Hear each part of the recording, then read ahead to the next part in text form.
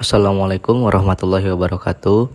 Perkenalkan, nama saya Alvani Dwi Rasta, NPM 2021010186. Di sini saya akan menyampaikan sedikit materi tentang bangunan hukum Islam di Indonesia. Baiklah, langsung saja masuk ke materi, yaitu Divine Law dan Man-Made Law sebagai teori hukum. Hukum Islam dikategorikan sebagai Divine Law karena aturan-aturan yang ada di dalamnya dibuat langsung oleh Tuhan untuk mengatur kehidupan manusia di dunia. Bila kita perhatikan, pengertian di atas betul-betul menempatkan hukum Islam sebagai entitas yang murni, bersifat top-down, dan melepaskan aspek-aspek historis sosiologisnya. Sebagaimana yang dapat kita pahami pula dari kutipan berikut. Konsep hukum menurut usul fikih pada dasarnya terletak di atas pandangan bahwa hukum itu bersifat keagamaan. Sejak periode paling awal sejarah Islam, hukum telah dipandang sebagai keluar dan merupakan bagian dari syariah. Adapun syariah sebagaimana telah dijelaskan adalah pola tingkah laku manusia yang diatur oleh Allah SWT. Konsep hukum seperti itu sejalan dengan pandangan bahwa hukum itu harus bersumber langsung atau tidak langsung dari wahyu Tuhan, yaitu Al-Quran dan penjelasannya dari Nabi Muhammad SAW yang disebut sunnah. Bila kutipan tersebut dikaitkan dengan politik, maka itulah yang disebut dengan nomokrasi negara Islam.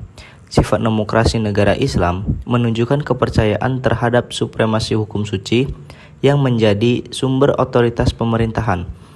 Peraturan suci seperti secara inheren memiliki karakter supranatural dan yang luar biasa, supranatural dan an extraordinary karakter. Ikatan-ikatan penyatuan antara agama dan negara dan supremasi hukum suci berasal dari kehendak Tuhan secara bersama-sama menegaskan kembali kewajiban setiap hamba untuk taat kepadanya. Menurut Kaduri, warga negara Islam adalah hamba Allah dan hukum-hukumnya adalah hukum suci. Karena ia berasal dari Allah Subhanahu wa Ta'ala, tidak diterapkan oleh manusia.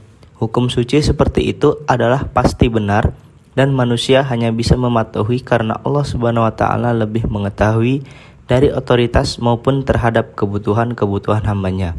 Dalam mentaati hukum, manusia menyadari akan tujuan-tujuan agamanya. Karena hukum dalam Islam memiliki karakter sebagai sebuah kewajiban religius. Pada waktu yang sama, ia juga memberikan dukungan politik bagi agama Islam. Pada kenyataannya, hukum Islam merupakan perintah Tuhan dan karenanya bersifat mengikat sebagai sebuah cita-cita agama yang berbeda dengan hukum buatan manusia, man-made law, dan dianggap sebagai fenomena sosial yang tunduk pada kebutuhan manusia dan nilai-nilai. Karena alasan itulah, hukum dalam pandangan pemikiran Muslim pada kenyataannya bukanlah termasuk kajian yang independen dan empiris. Sebagai implikasi dari kedua faktor tersebut, yakni sifat sucinya dan ikatan yang kuat dengan tradisi-tradisi lama, hukum Islam berkembang menjadi sebuah hukum yang statis yang bisa dianggap menjadi penghalang bagi terjadinya perubahan. Perkembangan hukum Islam di Indonesia.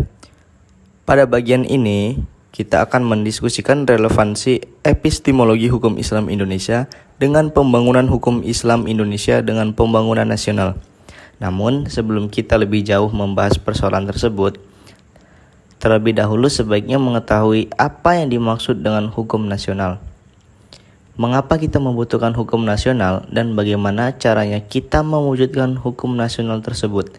Melalui penjelasan terhadap aspek-aspek inilah, kita akan mengetahui relevansi epistemologi hukum Islam dengan pembangunan hukum nasional. Pembangunan hukum di Indonesia. Dalam rangka membangun sistem hukum nasional, pemerintah menerapkan kebijaksanaan untuk memanfaatkan 3 sistem yang eksis. Living law di Indonesia, yaitu sistem hukum adat, Islam dan Barat, Belanda, sebagai bahan bakunya. Ketiga sistem hukum yang sangat berkontribusi dalam pembangunan hukum nasional.